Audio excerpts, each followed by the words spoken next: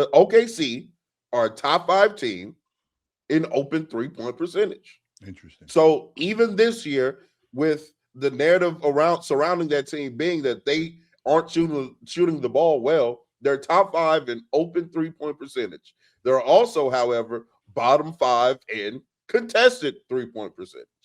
You see what I'm saying? But again, this is Denver's motto of we're going to be zoning up and letting people shoot and hope they miss, and then we'll call it defense. They've been doing that for some time. It bit them in the butt yesterday because Casey Wallace hit 7 threes. OKC can't hit open threes for most of the season, and then we get hit with magnet ball. But in all seriousness, shout out to SGA and Kason Curry. Couldn't stop them all night. Jokic and Murray were definitely disappointing, but Peyton Watson is him. Yeah, Kason Wallace. I don't know if Kason Wallace will ever replicate that game again in his career. In the short term view of his career. Not by the time he's 30, who knows, but I definitely didn't expect going into that game Kason Wallace to go what did he go, like 7 for 10? He made 7 threes by 8 minutes left in the third quarter. 7 for 11. Yeah, it's just that's ridiculous. So it's like some part of it is like when highly touted matchups like that get decided by the guy you planned on letting shoot, for lack of a better term, there's only so much you can take from it. It's like, yeah, well, Kayson's not going to make 7 threes every time they meet up. So it's like, that's not really repeatable. But then, like, Shai was, like, amazing. So it's like, that's repeatable. That is 100%. We saying stuff not repeatable, but Denver's philosophy, defensively, and it has been now for a couple of years. I mean, you let a professional basketball player sit there and take a wide open jumpers. I mean, there are going to be games he hits them. Now, there are going to be games where that turns out in your favor and they miss them, and then you'll win that game. Absolutely. And then you get said you played elite defense. Yeah, exactly. Then it gets said that you played elite defense for leaving people wide open, right? I experienced this firsthand when they played us, and it's like, oh, man, Denver's knocking them down. It's like, no, Rui's sitting in the corner missing wide open by himself threes. Like, if that is going to be your formula for success, sometimes it's going to work out for you. Well, to be fair, that was OKC's defensive formatting too yesterday. The Nuggets just didn't. There were multiple. The first half of that game was, I hate it. Let's get into it. Sure, let's get into it. I don't like when there's no defense. Everybody knows this. I just just shootouts or whatever. The first half of that game, both teams were they were leaving wide open shooters. OKC, the difference was they had the 8 offensive rebounds in the first quarter, and they got extra possessions off of that. Sure. But firstly, I mean, Shai was he was 11 of 16 from the field. He was 11 of 13 or 12 of 14 from the free throw line yesterday. He made 6 mid-range pull-up shots, which is obviously that's one of the highest he's had this season. He got to the rim. The details at the rim were insane. He had 13 assists, which is a season high last night as well. I mean, that was probably his best all-around offensive performance. And again, some of that is finishing, because if they don't make those shots, does Shai play a less impressive offensive game? No, it's just I think he created the advantages and they took advantage of him. OKC fans have been complaining all season about them not being able to hit those shots. And last night, Kaysen made 7. Lou Dort was 2 of 4 at one point. Wiggins was 3 of 6, I believe. Will at 2 of 4. They were just like every single thing. But and Adelman talked about this too.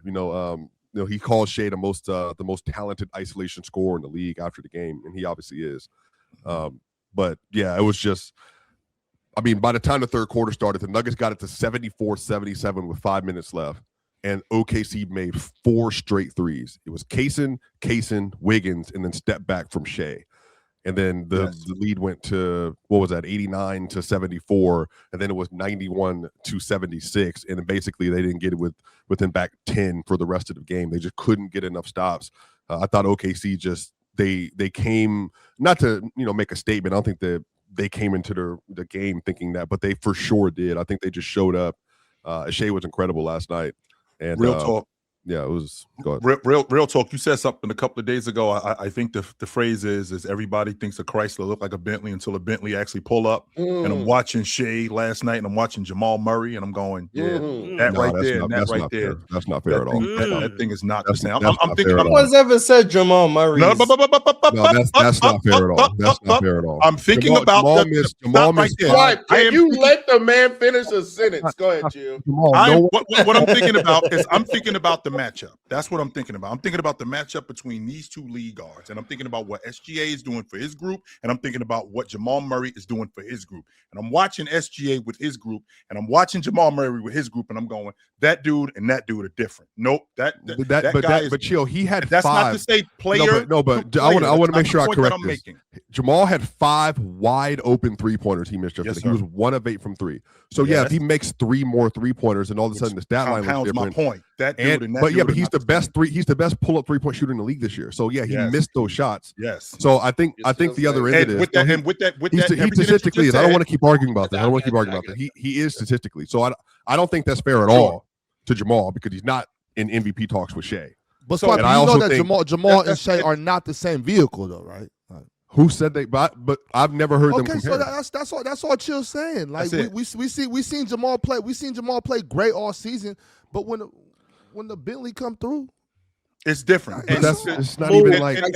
And I also think get that Chrysler off the road. I don't think that they were actively leaving. Excuse me. I don't think that they were actively leaving Case and Wallace open. I know it sounds crazy. I know it might look like. I don't think that they were doing that. I think that ball was moving yesterday a lot more, and I think Denver's rotations, a lot of them were late. I thought that in transition, their defensive transition, they were not able to find guys in transition, Case and Wallace in particular. And on top of that, with those second chance opportunities, it's not like Case and Wallace can't make wide open threes. He's proven that he can make wide open threes. And that was in the scouting report with Case and Wallace. We got to find him at the long ball line. So they weren't actively just leaving him open going, in order for us to win, okay, you got to shoot. Because after 1 or 2, him making them, of course they're going to make an adjustment, only except they didn't. And the reason why they didn't is because Oklahoma City's offense, when the ball was moving, SGA in particular, that's why I brought him up, real talk. I felt like the ball was moving and he saw Case and Wallace, and he was firing it to him. So they had there was a play in the I want to say in the second quarter where SGA had the ball at the top. SGA had the ball at the top. Case and Wallace is on the right break. Case and Wallace is on the right break. Peyton Watson is covering Case and Wallace. He's covering Case and Wallace. Only except he's giving him a lot of room. So soon as Peyton Watson is paying attention to SGA, he fires it over to Case and Wallace. Now he's on his heels, shot. Like that's kind of stuff right there is what was going on. The closeouts weren't good. I felt like the transition defense finding Case and Wallace in the half court, I don't think that was good. And I think that the other thing that we didn't talk about, real talk, has you ever heard somebody say, yo, mind your business? Has anybody ever said that to you? Oh, yeah. The reason why I'm bringing that up is because I felt like Joker, I felt like he was handling the physicality between him and Hartenstein. I think the problem was Lou Dort got involved in that. And I don't think anybody in Denver did anything about it. He was roughing up Joker too, in addition to Hartenstein roughing him up. Like he'd run back on defense and Lou Dort would check him. Lou Dort would run in front of him. And nobody on Denver did anything about that. That got nothing to do with you. Nothing to do with you. That's between these two big guys. That's why I said that the refs better get a hold of this game because it's about to turn into something else. That's where Peyton Watson comes in. That's where Strother comes in. That's where these other guards come in, where they can do something about that to get him off there. But before Peyton Watson ain't finna get mixed up with Lou Dort. Yeah, they need Aaron Gordon for that. Somebody had to do something about that. But before we get to the oh my goodness, the reffing gimmick about OKC, because I actually didn't have too much of a complaint about how the game was ref last night. Oh yeah, I will say this about the Thunder and the threes. I've been saying this all year. Quoting, shout out to Jason Tipp. Thunder, the OKC are a top 5 team in open 3-point percentage. Interesting. So even this year, with the narrative surrounding that team being that they aren't shooting the ball well, they're top 5 in open 3-point percentage. They're also, however, bottom 5 in contested 3-point percentage. You see what I'm saying? But again, this is Denver's motto of we're going to be zoning up and letting people shoot and hope they miss, and then we'll call it defense. They've been doing that for some time. It bit them in the butt yesterday because Cason Wallace hit 7 threes. Now, do I think that Cason Wallace is going to continue to hit 7 threes?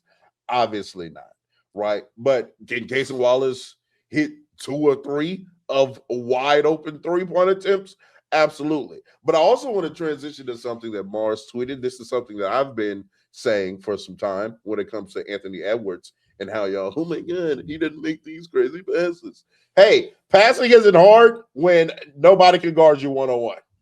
Newsflash. Hey, if nobody can guard you one-on-one, which Denver could not guard SGA whatsoever by themselves, no one particular person, guess what? You have to help that much of the nail, that much in the gap, and guess what? Just one pass away is creating a wide open three.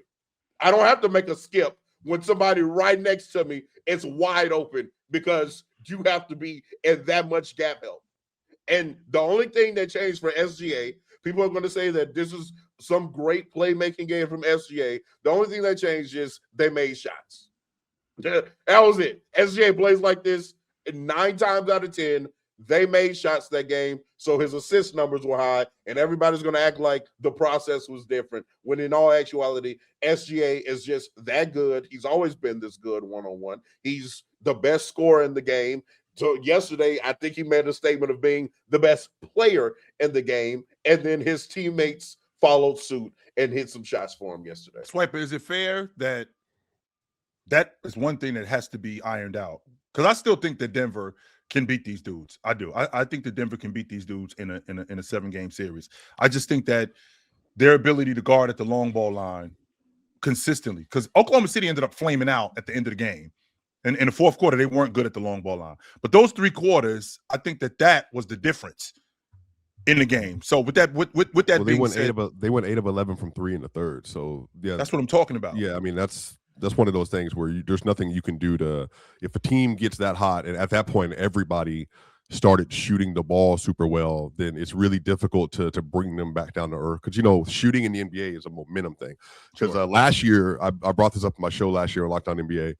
The Nuggets scored 144 points in OKC last year, and that's because they made 50% of their threes. And I remember the conversation afterwards was like, well, that's all the Nuggets are going to have to do. They just have to spam the 3-point shooting versus OKC. And then in the series versus OKC, they shot 30% from 3 on open threes because obviously in the playoffs, everything is different. So for me, yesterday, I think to Marza's point, I don't really have a bunch of takeaways. My first real takeaway, SGA was phenomenal. That's my first takeaway. I thought Jokic in the first half, they were kind of the way they were guarding him. They were allowing for the ball movement to happen around Denver. They got really good shots off of them inverting their defense. They converted them, to be fair. It was 50-59, I think, at the first half. I just thought Jamal, again, 5 of the 8 threes he took were wide but open. He just missed them. Tim Hardaway Jr. was 0 of 5. So Jamal and Tim Hardaway Jr. versus the Clippers on Friday, they were 9 of 12 from 3. And then yesterday they were 1 of 12 from 3. So that's also one of the differences. What did you think about the physicality in this game? Do you think that was matched last night? Because I don't think it was. Adelman talked about this right after the game. Literally, he said verbatim what I've been saying consistently, that bigs and centers are allowed to be defended ways that guards are not.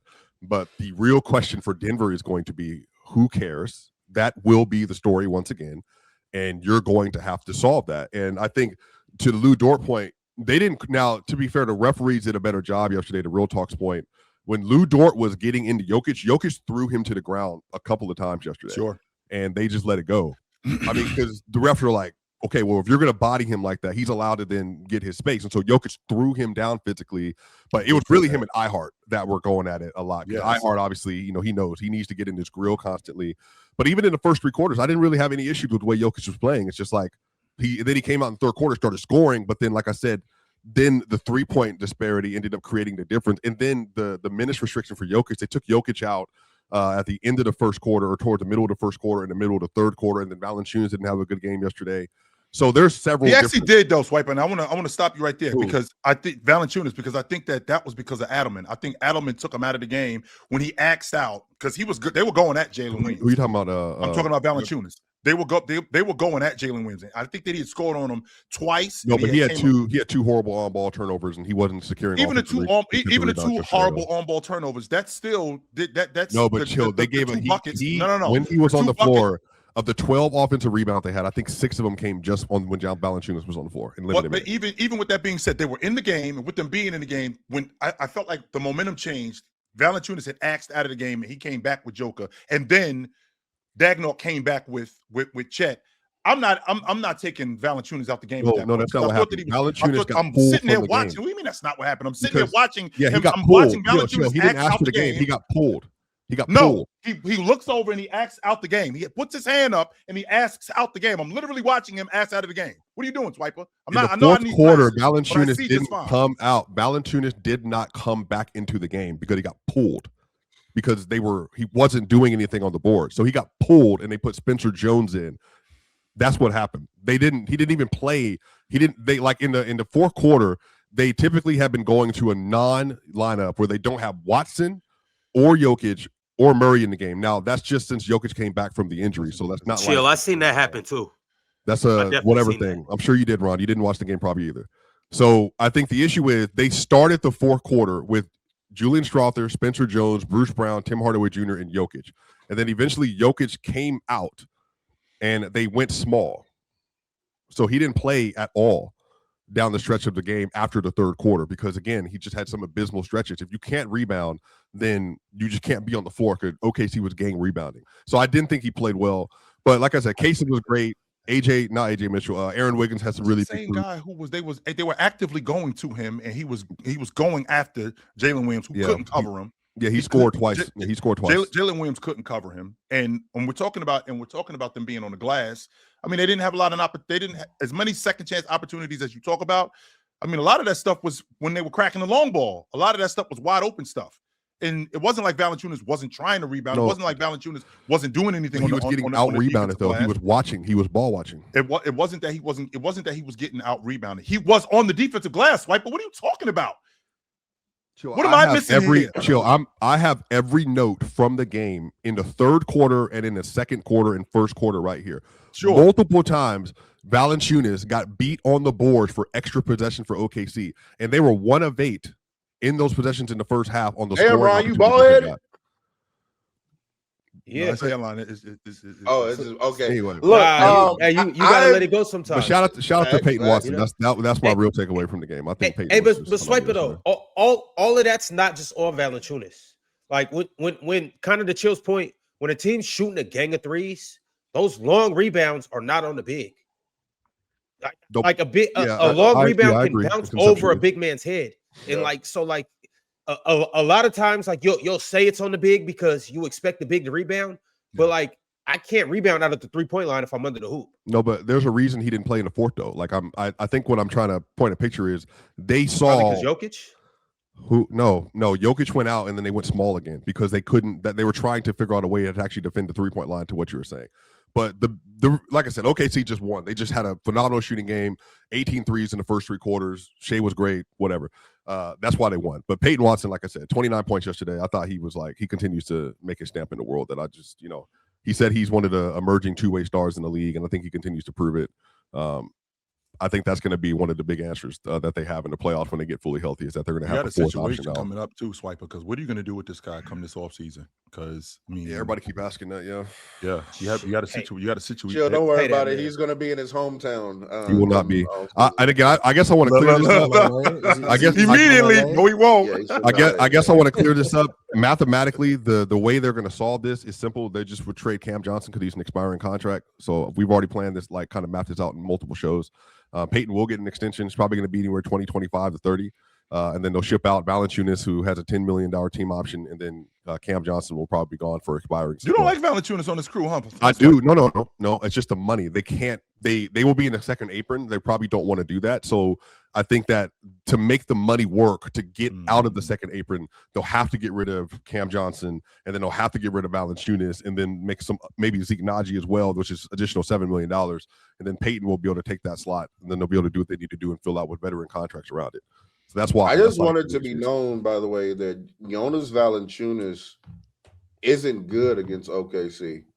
like because of the not series just in this year, 2023. but like he played them in the playoffs a few He seasons didn't ago. dominate Chet like I was told he would. Wow. No, but so I don't think that problem is like going away anytime soon. And I know that many will say that Aaron Gordon and Brown didn't play for Denver, but just also know that OKC didn't have AJ Mitchell or Alex Caruso or J-Dub. Like they weren't at full strength either. So there's a few things I think you can take away from this game. Number one, I'm questioning if Valanciunas would be playable in this matchup. I am questioning that. Number two, I don't think they have an answer to guard SGA, which I mean, I don't think anybody in the world does. But no, nobody. Yeah, does. but there's starting to be a question: can OKC neutralize the Joker, who had 9 shots, better than Denver can neutralize Shai? So we'll have to see about that as well. What do y'all think about how Nikola Jokic performed yesterday? Because he did, after a month layoff, outperform one of those fake fraudsters in LA. But then a real superstar pulled up, and he couldn't outplay the guy after sitting down a month. So what do y'all think about Nikola Jokic and his performance? I think he got wrapped up in the physicality early. I think that affected his game, and I think he was able to overcome his game. Yeah, I do think that affected his game early because, again, when you're out for an extended period of time, and I equate it to running backs. What I mean when I say that, Ox, is when a running back hasn't played for a long time, like I need to get hit a couple of times, then I can get back acclimated to the speed of the game, to the physicality of the game. He only been back for a game. Hartenstein made it clear that this is you were not just going to be able to just get the spots that you wanted to get to, get on the glass the way you wanted to get to. And I think that affected his game. I think that affected his game early. I think he was able to overcome that in the third quarter because he was able to get going, create some open looks, not just for himself, but get within the speed of the game. But I think it's going to take some time for Joker to get himself back into the flow of things. Were we saying that after he had 31, 12, and 5? I don't think nobody was. I didn't say he was bad. Oh, okay. No, I did not say that. No, and I knew that at some point, like Joker. I don't think Joker struggles with physicality, but when you get hit, immediately, you got to recognize who's hit. One, who's hitting you. Two, the magnitude of the game, and where you fit in with that. Like Joker can play physical, but I got to change my game in order to do that. And I think that I want to say around the second quarter was where he realized that this was going to be one of those kind of games. The same thing happened to Joker last year when they played against the Lakers. When they went to that. But you keep saying that he doesn't struggle with physicality, or when two bigs are on the court at the same time. I don't think so. No? I don't. Okay. I don't. It also depends on how that whistle's going. Against some teams they let him shoot 17 free throws. Against some teams, they let Lou Dort tackle him. Adam had also said that yesterday too. He brought that up. You know how it goes. I'll shoot Yoke a little bit of bail. It's he been out for a while. That's a tough defense to play against. Tough team to play against. They just had Denver's number yesterday, Jamal included, all of them except for Peyton. So I shoot him a little bit of bail today. Real talk. Typically I'd have kicked the door down today. We would have had to talk about something. I'll shoot him a little bit of bail. I don't think I think I'm not with. So Nuggets fans or some Jokic fans rather. They always, when Jamal has these stinkers or whatever, they always want to blame Jamal and say he dribbles the ball too much and this and that. But when Jokic plays the way he played, they don't give him any of the same criticism. And I think for me, I don't think Joker needs criticism per se, but also Joker, I think he did the passive thing, but it's not a passive thing like I don't want to score. He just, okay, we're getting open looks constantly. Like, what do I don't need to go score. But then in the third quarter, he started scoring. I think he had 14 points, I think, in the second half, obviously, which is in limited time. But I think Jamal, like, he was getting looks. He had 12 assists yesterday. He was getting in the paint. He was getting open threes. He just didn't hit them. And that's just the difference, I think, between the game being, 81 to 79 as opposed to 74 89 over the stretch. I just think him and Tim Hardaway Jr. in particular, they're both shooting above 41% from three on volume. So, I mean, like they're both of them missing shots yesterday was, I think, a variance. I just think OKC deserves credit for hitting those shots yesterday. But Yoke, could he have played better? Yeah, I think he could have. I think he could have been more aggressive at the score. I don't think he needs bail either, Ron, because I think some of this is like, again, Adelman bringing up the foul disparity, and the way Shai gets 13 free throws, Jokic is 4, even though Jokic is guarded more physically. But guess what, Adelman? That's going to be the story in the playoffs. Like, that's exactly how it's going to be. Jokic will get guarded heavier. No, it is not, because we're going to have games where he has 12 free throws or 13 free throws. That's going to happen with Jokic. But I think not just going to let him rough him up all night. But that's dependent on the referees, though. They're not always going to reward whistles for physicality, and I think that's the thing. You can't live in that space. Like, you have to exist. You got to be able to play through it. Sure. You just got to go. I can definitely get with that logic. Yeah, you just got to go play through it. But he is going to get to the stripe. Like, I think last night, him only shooting 4 free throws, I think that was an anomaly. I think that when we get to the playoffs, if they end up seeing him, I think that people are going to, especially the officials, are going to recognize that this is going to be a physical series. And the last thing that I want to do as a ref, Ron, is to lose control of my game. Yeah, they almost did yesterday. I do not want to lose control of my game. No. And I gotta have guys like Joker and Hartenstein be able to play physical, but still have control of my game, where I don't have guys like Lou Dort and Wiggins and guys like that getting out of control. No, I don't want to do that. So we're going to have games where Joker has 11 free throws. We're going to have games where Aaron Gordon, when he gets back healthy, he has 7, 8 free throws. And these guys go to the stripe significantly more than they did last night. That's going to happen. 100% that's going to happen. I just think last night was an anomaly. It's the panel. Religion get built on cam. Where the check throw smoke and the host go ham. You ain't never seen hoops all hit the raw. Every take got weight, every night we drop. This that barbershop. Courtside, worldwide tone. Welcome to the only show that really feel like numbers jumping like the score.